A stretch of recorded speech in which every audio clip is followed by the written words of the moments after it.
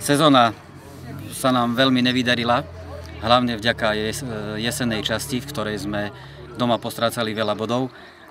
Myslím si, že sme si vybrali takú nováčikovskú daň, kedy sme boli neskúseným mužstvom a sme veľa bodov. Fotbal sme hrali pekný, na krásu, ale nie užitočný a tým vlastne sme postrácali veľa domov doma.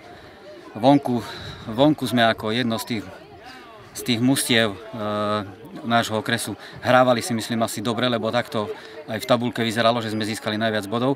Hlavne v jarnej časti, ktorá jarná časť sa nám po zimnej príprave sa nám dobre vydarila. Konečne sme začali dávať góly, aj keď ich ešte mohlo byť viac. Máme síce problémy a nedostatky v kádri, hlavne s obranou, nemáme okrajných obrancov, musia tam hrávať útočníci.